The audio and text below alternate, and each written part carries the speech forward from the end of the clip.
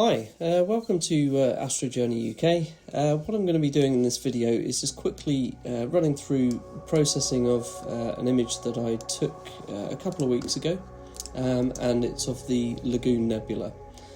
So what I'm going to do is just sort of follow through from start to finish my initial processing within PixInsight, and then into Photoshop at the end.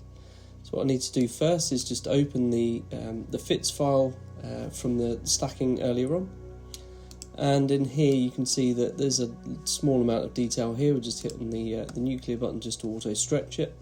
You can see that there's a bit of noise pollution gradients in this image. So what I'm going to do first is just a quick automatic background extractor. And be quite sort of brutal and just do subtraction, discard the model, replace the target image and just literally run it. And then we end up with that, and there's still a bit of light pollution in the bottom left hand corner, so I'm going to run it again, and effectively just sort of run it until I'm sort of mostly happy with the results. I might just try one more time here. And it didn't seem to make much difference any further, so I'll keep with that. So yeah, I'm not too sure whether this is actual light pollution in the bottom left hand corner or whether it's actually a bit of the Milky Way. I'm not 100% familiar with that area, but I think it could be, so we'll keep it there. So just do Command 0 just to make it a bit bigger so we can see what we're working with here. I think previously, or normally, I run background neutralization, but for some reason I run that against the whole image typically. When I run it against this particular one, I kind of end up with a very red hue, and it just doesn't really seem to ever go away. So I'm not going to do that this time. I'm going to keep it as is, and I'm kind of happy with this. And on the whole, even the color calibration's not too bad, and I tried sort of processing this as I typically do by sort of selecting some white areas for reference and then trying to find in the image a dark area, although because of the nebulosity it's really quite difficult to find a true dark area. So I'll do the preview for the white reference, preview 1, and preview 2 for the dark area. Drag the triangle into there, and you end up with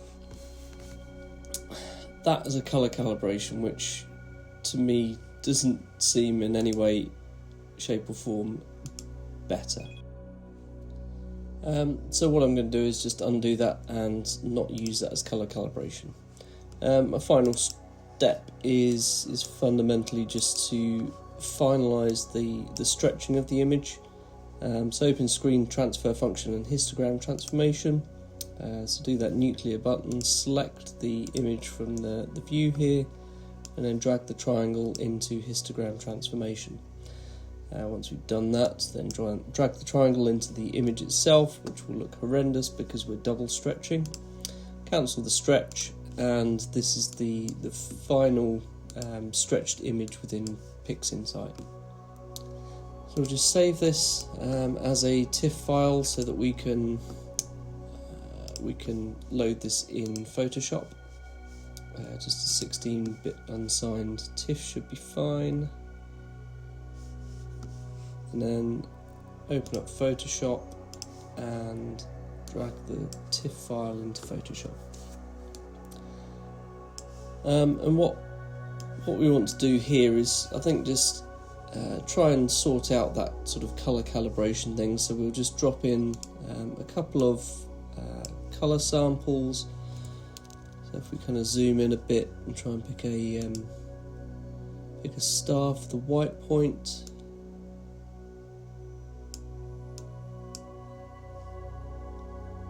And if we find a darker area, maybe over here, I think. Yeah, there is no true true dark area in this image, I don't think. So we've got our two sort of points here to be able to colour calibrate with. So what we'll just do is that in levels. So the blues are the highest in terms of the, that's the white point. So we're focused on the darks to begin with. So red is lower, so we want to reduce it down to around about where the reds are.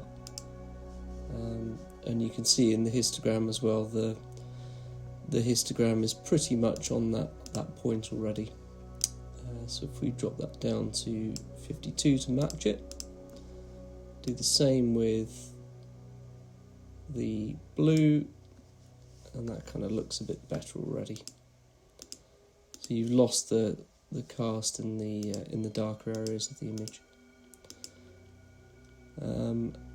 So that's that, and then just another adjustment layer for the white point, although to be fair it's quite close, it's 238 and 241, so I'm kind of, I guess we could kind of change it a little bit, but it's so close anyway, I think it's probably going to be difficult to actually see whether it makes any difference. So we just show and hide this. Pretty much no difference whatsoever.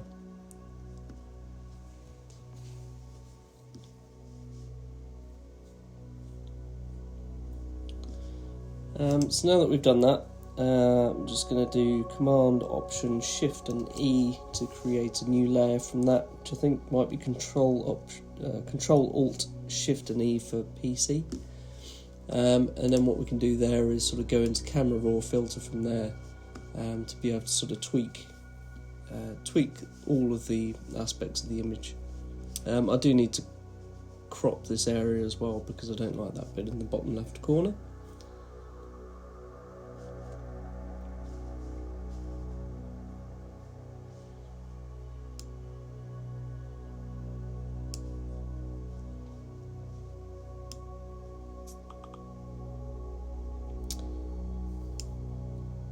So I don't want to make it too dark, because you kind of do that and it looks too contrasty. I still want some level of not complete darkness in the background here.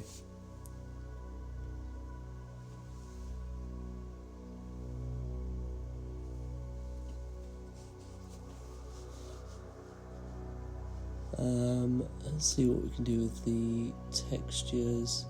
What I also want to try and get is, ultimately I want some definition in the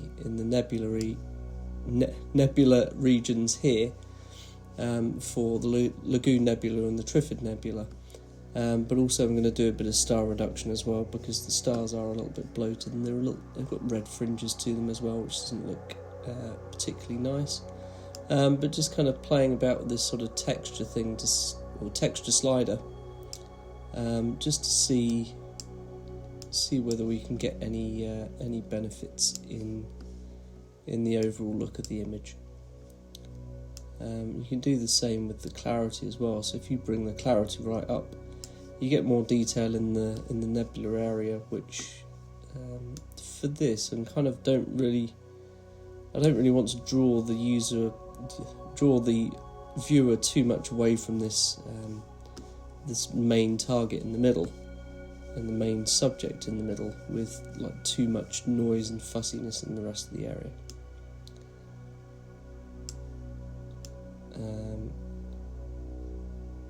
Interestingly, the dehaze slider is always worth a play, because it does manage to do some kind of crazy cool things with the contrast, but I'm still not too convinced with that. I think I'm going to keep it where it is. And again, all of these things are personal preference. One thing might work well for one image, but not work very well for another. So what I'll do now is just a bit of star reduction. So we go up to Select, Color Range, and do Highlights. And then what I want to do is find a way. The preview thing here never seems to work too well. It tends to highlight more than is actually selected. But what I want to do is get as many stars as possible without bringing in the nebula to the image. So I think that's about right. So hit OK there. And what I'm just now going to do is take the lasso tool, use subtraction, and then just subtract the core parts of the nebula where they're quite bright, and that I don't really want it to start doing any kind of reduction in those particular areas. So now we've got that area selected, sort of jumping around a bit, trying to remember where it is. I want to modify the selection, so I'm just going to expand it by a few pixels. You can play about these values. I tend to find that 3 works pretty well, and then we want to feather that selection as well, so it's not so harsh when we're doing the reduction. So we're going to select, modify and feather, and the feather radius needs to be about half of the expanded selection. So we've got that. I'm now going to hit Command D, which I think would be Control D on PC, just to remove that selection, so I can then see the effect of the reduction. So we go into Filter, Other and Minimum, and in here we can play about with the radius to sort of create that minimize the stars, and to reduce their impact on the overall image. I think because of the previous filter as well, it's not too bad the way it is already, but I think maybe just a slight reduction would be good. So I think it's quite nice. Hit OK.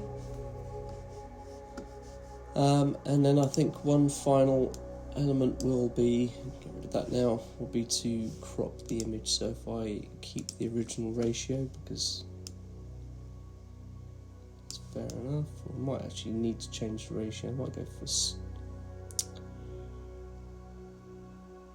again, all personal preference. I'm not sure really whether that, I think that does work, keeping that in the middle. Crop it, I don't know. I don't really want to crop too much, because it is the idea of this image is it is a nice sort of wide field view. If I wanted to go in tight, then I'd use a different focal length or a different telescope. So I think I'm going to keep with that. Accept that, and let's do full screen. And that's the final image. So I hope you found that useful. If you did, please hit the like button. If you want to see other videos like this, and any other videos that I tend to do that would be guides, imaging sessions, tutorials, reviews, things like that, then please hit subscribe and hit the bell, and you'll be notified of future videos. So yep, that's it. Thank you very much for watching, and clear skies.